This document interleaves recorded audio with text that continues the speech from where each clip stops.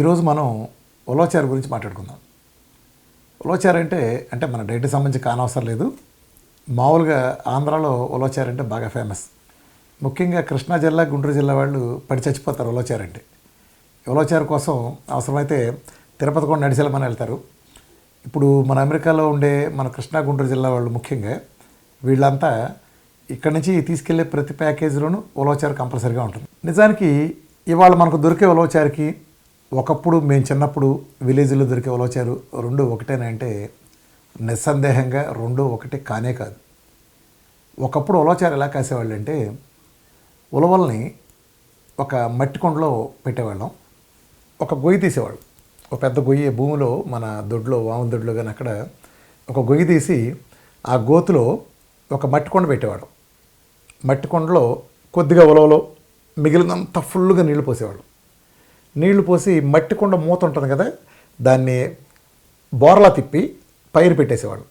పైన పెట్టేసి ఆ పక్కన ఈ పిడకలు కానీ లేదా ఈ తాటి మట్టలు కానీ కొన్ని ఊకలాంటి లేదా ఇలాంటివన్నీ వేసి దాంట్లో దాన్ని పూడి చేసేవాళ్ళం. దాని చుట్టూతా ముఖ్యంగా కొంత గెడ్డు చుట్టేవాళ్ళం.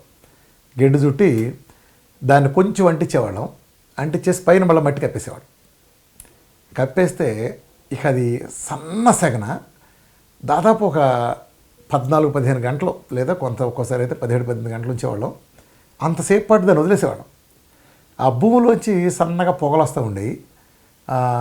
ఎంత సన్న సెగన కాగేదంటే అంటే మట్టి అడుగున ఉండటం వలన చాలా తక్కువ మోతాదులో ఎక్కువసేపు కాగేది. కుండ నిండా నీళ్లు పోసేవాళ్ళం కదా, అలా అలా ఆవిరైపోయి చివరికి తక్కువ కొద్దిగా మిగిలి. నిజంగా రుచి అంటే అది మాత్రమే. దానికోసం ఏంటంటే ఆఖరి కోరికంటే తాగి చచ్చిపోవచ్చు అలా ఉండే. ఆ వాసన వేరు. ఆ కుండ బయట తీసిన తర్వాత ఆ ఉలవచారు కోసం పెద్ద కుస్తీ పోటీలు, పెద్ద పెద్ద కాంపిటీషన్లు ఉండేవి. కాకపోతే ఎక్కువ మంది ఇళ్ళలో వేసేవాళ్ళు కాబట్టి ఎడ్లు బాగా ఉండేవి. ముఖ్యంగా ఎడ్లు అది ఉండేవాళ్ళు బాగా పడేవాళ్ళు. ఆ ఉలవచారుకు వచ్చిన రుచిలో ఇవాళ నన్ను అడిగితే 100 వంతు కూడా ఇవాళ లేదు. అప్పుడు అది ఎంత సహజంగా అన్ని గంటల పాటు కాగేది కాబట్టి రుచి వచ్చింది. ఎందుకు అన్ని గంటల పాటు కాశారు, ఎందుకు మట్టుకుండ కాశారు? ఆ రోజుల్లో స్టీల్ కానీ లేదా ఇలాంటివి లేవా? బయట పెట్టి మంట వేయడానికి పుల్లలు లేవా అంటే మనకంటే 100 రెట్లు ఎక్కువ ఉన్నాయి. నిజానికి పెద్ద పెద్ద గిన్నెలో ఉన్నాయి, గాడి పొయ్యిలో ఉన్నాయి, పుల్లలో ఉన్నాయి. కానీ ఆ పుల్లల మంట పెట్టలేదు. ఎందుకంటే సెగ్గ కనుక ఎప్పుడైతే ఎక్కువ పెట్టి ఒక ధాన్యం కానీ పప్పు కానీ మీరు ఏ ఆహార పదార్థం చేస్తే దాంట్లో పోషక విలువలు చచ్చిపోతాయి. ఎప్పుడైతే అత్యంత సన్నటి సెగ మీద కనుక మనం కాసామో అందులో ఉండే పోషక విలువలన్నీ మనకు రిటైర్ అయి ఉంటాయి. సన్నగా ఎక్కువసేపు సేమ్ ఒక పంట పండేటప్పుడు దీర్ఘకాలం పండిన పంటకి షార్ట్ పీరియడ్లో హై ఈల్డ్ వచ్చిన దానికి ఎంత తేడా ఉంటుందో అలా. ఇప్పుడు మట్టి కొండ మంచిది అని చెప్తారు. మట్టి కొండ ఎందుకు మంచిదండి? మట్టి కొండ ఏం ఆకాశం నుంచి దిగిరాలేదండి. మట్టి కొండ అనేది ఉష్ణాన్ని అత్యంత నిదానంగా గ్రహించగలిగే ఒక మీడియం. మీకు కావాలంటే ఒక స్టీల్ గిన్నెలో నీళ్లు పెట్టి ఒక మట్టి గిన్నెలో నీళ్లు పెట్టి ఒకే సెగ పొయ్యి మీద ఎట్ టైం పెట్టి చూడండి. ఇది 1 నిమిషంలో కాగితే అది 10 నిమిషాలు పడుతుంది కాగటానికి. అంటే కింద వేడి ఎంత ఉన్నా అది ఇవ్వదలుచుకున్నంత వేడిని ఫిల్టర్ చేసి తక్కువ మోతాదులో అందించగలగటం మట్టి పాత్రల స్పెషాలిటీ. దాన్ని కూడా సన్నసెగ మీద కాయటం వలన ఆవిరంతా సహజంగా పోయే ప్రాసెస్లో అద్భుతమైన రుచి వచ్చేది. మళ్ళీ బయట తీసిన తర్వాత దాన్ని ఇక అవన్నీ మనాళ్ళు వెల్లుల్లిపాయి, చింతపండు అవన్నీ వేసి మళ్ళా కాసేవాళ్ళు. దాన్ని మళ్ళా గంటలు కాసేవాళ్ళు. ఇక అది ఎందుకులేండి తెలుసుకుంటే అంటే ఇప్పుడే ఏదో రకంగా ఉంది. ఎప్పుడో తిన్నాం, ఇప్పుడు బహుశా అట్లా చేసేవాళ్ళు లేరు. ఆ టేస్ట్ మళ్ళీ లేదండి ఇప్పటికి. ఇప్పుడు ఏం జరిగిందంటే ఉలవచారు ఫ్యాక్టరీలు అన్నీ వచ్చినాయి. వీళ్ళు న్యాచురల్ చేస్తామంటున్నారు కానీ వీళ్ళు కాసే పద్ధతిలో ఆ పౌడర్ని విడిగా తీయటం ఉండదు. ఆ రోజుల్లో మట్టి కుండలోంచి తీసిన ఉలవలు ముఖ్యంగా ఎడ్లకు దాణా పెట్టేవాళ్ళు. ఎడ్లకు దాణా పెడితే అలానే గేదెలకు పెట్టిన ఎంత బలమైన ఆహారం అంటే రక్తం చాలా బలంగా పడేది, చాలా దృఢంగా అసలు ఎంత పనిచేసేయంటే అంటే ఆ రోజుల్లో ఎడ్లు పెద్ద పెద్ద బళ్ళు లాగేయండి. వ్యవసాయం పనులన్నీ పొద్దునుంచి సాయంత్రం వరకు కూడా చాలా వ్యవసాయం అంతా దాని మీద చేసేవాళ్ళం. ఈ ట్రాన్స్పోర్టేషన్లో చాలా ఇప్పుడు ఎడ్లు ఉండేదానికంటే కూడా అప్పుడు బలం ఉండాల్సిన అవసరం ఎక్కువ ఉండేది. సో పోషక విలువలు చనిపోని అలాంటివి కానీ ఇప్పుడు జొన్న కూడు ఇట్లానే ఈ రాగులు ఇవన్నీ కూడా వండి పెట్టేవాళ్ళండి. తెలగపిండి అలానే జనప కట్టేయటం ఇలాంటివన్నీ చేయటం వలన చాలా బలంగా ఆ రోజుల్లో ఎడ్లు ఎంత దృఢంగా ఉండేవి అంటే ఒక రకంగా చెప్పాలంటే ఎక్సర్సైజ్ చేసిన బాడీ బిల్డర్ అలా ఉండేవాడు అలా ఉండేవి. ఎందుకంటే మంచి ఆహారం తినటం అలాంటి చక్కగా పని చేయటం అంత తగినట్టు ఉండేది.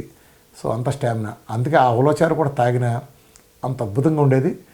దాంట్లో కొంచెం పెరుగు మీద మేగడ గారి వెన్నపూస గారి కాంబినేషన్ వేసుకుని వేడివేడి అన్నంలో వేడివేడి ఉలవచారు పోసి తింటే నా సాయివరంగా స్వర్గం అంచునే ఉండేది. సరే ఇవాళ ఏం జరుగుతుందంటే ఈ ఉలవచారులు కంపెనీలు వచ్చినాయి, లేదా పౌడర్లు మీరు పెళ్ళిళ్ళకి వెళ్తే కూడా పెడతారు. ఇప్పుడు మీరు అంత పెళ్ళిళ్ళు ఉలవచారు చూసి పిల్లలు ఎవరన్నా తెలియక ఇదే ఉలవచారు అనే భ్రమలో మీరు ఉంటారు. ఇది బాగుందని మీరు అనుకుంటారు. అంటే ఇది ఇప్పటికి దీనికి బాగుండొచ్చు, కానీ మేము ఒకప్పుడు అనుభవించిన స్వర్ణయుగంలో తిన్న ఆ నిదానంగా కాసిన ఉలవచారుతో పోలిస్తే ఇది అసలు ఎందుకు పనికిరాదు. ఇది పెద్దవాళ్ళందరూ తెలుసు, బహుశా పిల్లలకి అసలు తెలియదు. అట్లానే కృష్ణా జిల్లా, గుంటూరు జిల్లాలు ఇట్లా ఎక్కువ తినేవాళ్ళు తప్ప ఈ గోదావరి జిల్లా వాళ్ళకి మళ్ళీ తెలియదు. మా ఫ్రెండ్స్ వాళ్ళకి నేను మద్రాసు చదువుకున్నప్పుడు మా రూమ్మేట్స్ వాళ్ళకి ఉలవచారు పెడితే, అరే ఇది గేదెలు కదా తినేది, మనుషులు కూడా తింటారని అడిగేవాళ్ళు. అరే బాబు అని చెప్పని పెడితే అప్పటి నుంచి వాళ్ళు వదిలిపెట్టేవాళ్ళు కాదు. ఒకసారి రుచి మరిగారంటే ఉలవచారుని ఇప్పుడు ఈవెన్ మనాళ్ళు కూడా అమెరికా తీసుకెళ్ళినప్పుడు ఎవరన్నా ఫారినర్స్కి ఇస్తే వాళ్ళు అసలు వదిలిపెట్టకుండా మళ్ళీ మాకు తెచ్చిపెట్టిన ప్యాకెట్లు అంటే అడిగేవాళ్ళు. ఉలవచారు అంత ఫేమస్. కాకపోతే ఇప్పుడు ఎవరన్నా నిజంగా రియల్ టేస్ట్లో తిందాం అనుకుంటే కొంచెం ఖర్చు అయినా మీరు పాత పద్ధతులు నేను చెప్పినట్టు మట్టి కుండలో సుదీర్ఘంగా 17-18 గంటల పాటు కాసే విధానంలో చేయించుకుని దాన్ని మీరు చక్కగా చేసుకుని యూఎస్ పట్టుకెళ్ళినా లేదా మీరు ఏదన్నా ఫంక్షన్స్ వాడినా బాగుంటుంది. ఈ రెడీమేడ్ ఆర్డర్లు ఇచ్చేవి అంతా ఏం లేదండి. అని ఏంటంటే గతి లేక ఏదో తింటాం. వీటిలో కూడా కొంతమంది క్వాలిటీ చేస్తున్నారు. ఎంత క్వాలిటీ చేసినా ఈ ప్రాసెస్ ఆ ప్రాసెస్తో పోలిస్తే డిఫరెంట్ పూర్తిగా. అంత సన్నసెగ విధానం రాదు, హైసెగలో కాసే విధానంలో రాదు. కాబట్టి మీరు ఒరిజినల్ కావాలి అని ఎప్పటికైనా అనుకునే వాళ్ళు మీరు ఎప్పటికైనా నిరభ్యంతరంగా దాంతో ట్రై చేయొచ్చు.